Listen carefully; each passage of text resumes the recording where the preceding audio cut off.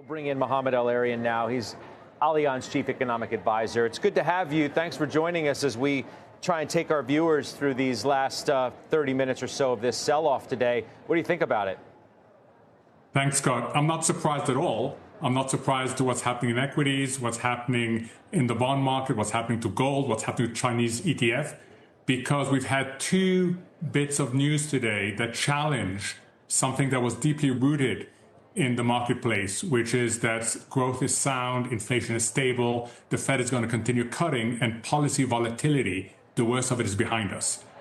So it doesn't surprise me. The social media post by President Trump is that phrase, massive increase in tariffs.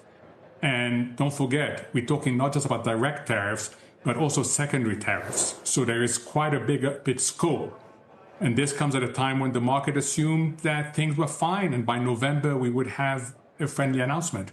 And then the second one that's flying under the radar screen, but it matters, the second announcement is the layoffs are starting, which questions the notion that this is just a regular shutdown, where once we reopen, everything will be fine and the markets should just look through it. So it's two bits of news, a big bit of news and a secondary bit of news, that is causing us to question what has been very friendly assumptions about the environment in which the stock market has gone from record to record. So you really think that maybe this is the first showing itself of the shutdown, which the market had all but ignored up until today, if in fact it is, as you suggest, thinking about the layoffs that, were announced via social media posts from the head of OMB, as well as this escalation with China?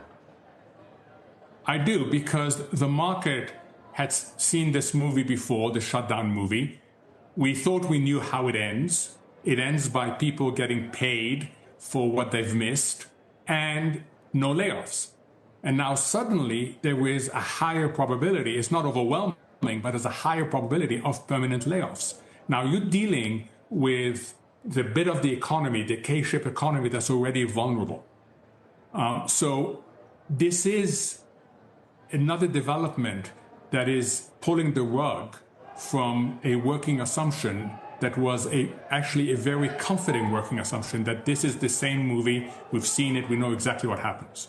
No, but you talked about these assumptions earlier where you almost suggest that the notion that growth is sound, that's the word you used, and that the Fed is going to cut more, aren't based in reality. I mean, the growth is sound. The economy is sound. I mean, we're according to Atlanta Fed, 3.8, and we know the Fed's going to cut more, Mohamed, don't we?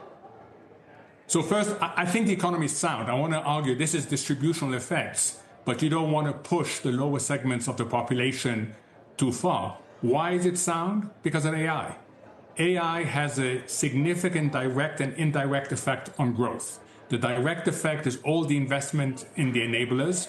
The indirect effect is through the wealth, the fact that people feel wealthier and may spend more. So this AI engine will continue.